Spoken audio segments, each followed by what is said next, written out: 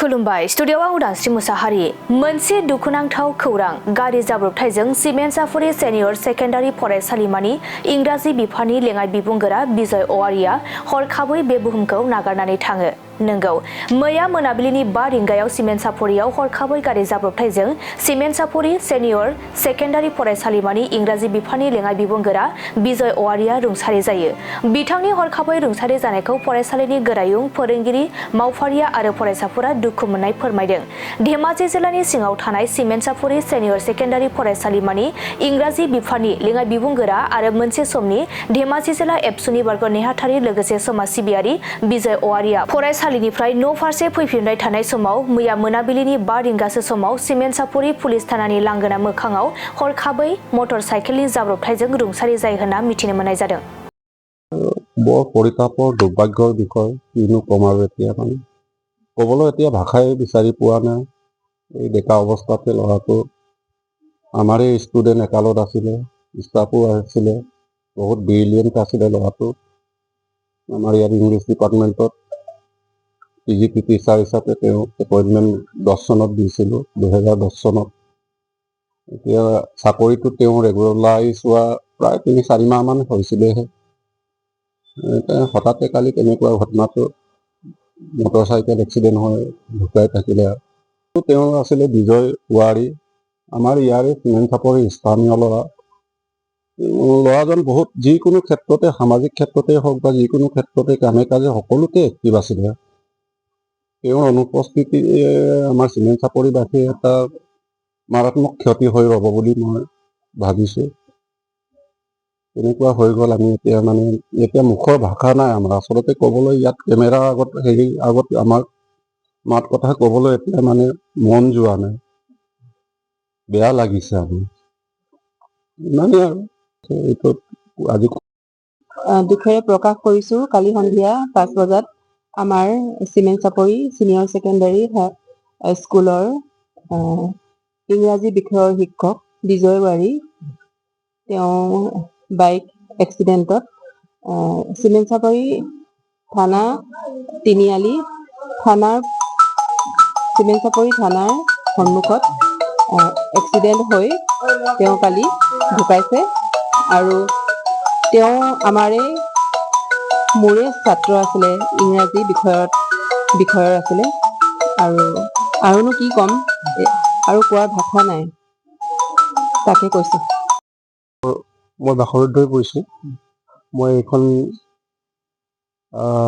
বিদ্যালয়ৰ SMDC president, লগতে আমাৰ যিজন আনটাইমলি ডেথ হ'ল, আমাৰ এফালৰ খুব অমায়িক ছাত্ৰ আছিল ইংৰাজী বিভাগৰ। আৰু ইয়াতে এইখন বিদ্যালয়তে আকৌ যোগদান কৰি ইয়াতে চাকৰি নিয়ামকৰণ হৈছিলে।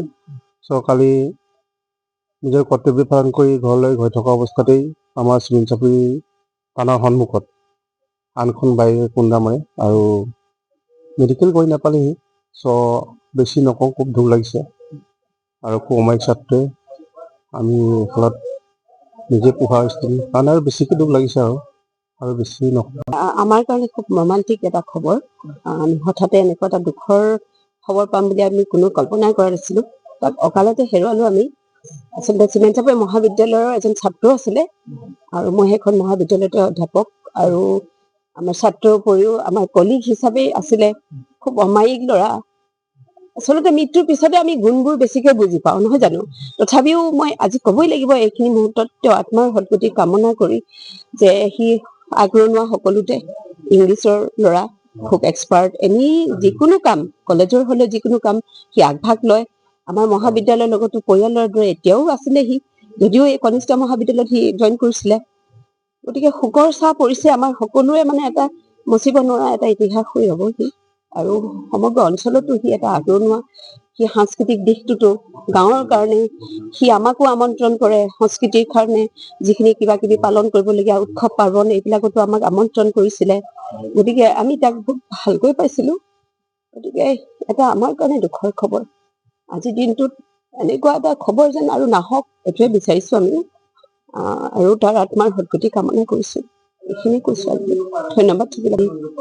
আচলতে যিটো ঘটনা হৈ গ'ল, আমি কেতিয়াও নভবা এটা ঘটনা হ'ল। বিজয় অৱাৰী আমাৰ মৰমৰ ছাত্ৰ, প্ৰাক্তন ছাত্ৰ, লগতে আমাৰ মহাবিদ্যালয়তো সি চাকৰি কৰা অৱস্থাত এতিয়া যিহেতু নভবা এটা ঘটনা হৈ গ'ল, গতিকে তাৰ আত্মাৰ সদ্গতি হওক।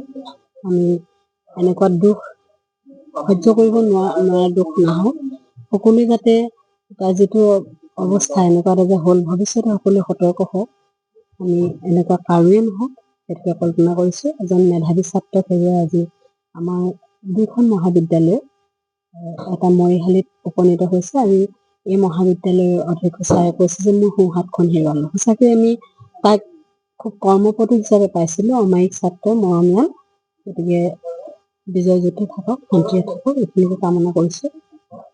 ছাৰ এজন হৈছে আমাৰ বেয়াটো লাগিছে বহুত, মানে ফেভাৰিট টিচাৰ আছিলে আমাৰ, মানে সকলো প্ৰগ্ৰেম মানে ছাৰৰ পৰা সহায়ো পাইছিলোঁ আমি। এতিয়াতো আমাৰ ছাৰ এনেকা নাই, এতিয়া আমাক হঠাৎ মানে এৰি গৈছে, বেয়াটো লাগিছে বহুতে। মানে যিকোনো কামত মানে ছাৰৰ পৰা হেল্প পাইছিলোঁ আমি, সেইটো কৰোঁতে মানে ছাৰে শিকাই দিছিলে আমাক এনেকে কৰ বুলি। মইতো সেইখন কলেজৰ জেনেৰেল ছেক্ৰেটাৰী যেতিয়া, মানে যিকোনো কামত মানে ছাৰৰ পৰা সহায় পাইছিলোঁ মানে। এতিয়া বেয়াটো লাগিছে বহুতখিনিয়ে, ছাৰে হঠাৎ এনেকে এৰি গৈছে আমাক। ছাৰৰ আত্মাই যে ভালকে থাকক, ভগৱানৰ ওচৰত আমি এইটোৱে কামনা কৰিছোঁ যে য'তে থাকক ছাৰে ভালকে থাকক বুলি। আমি বহুতেই মৰ্মান্তিক দুখত ভাগি পৰিছোঁ, কাৰণ আমাৰ মাজৰ পৰা অতিকৈ মৰমৰ আমাৰ ইংৰাজী লেকচাৰ যি আমাৰ দিছিল, তেখেত আমাৰ মাজত নাই।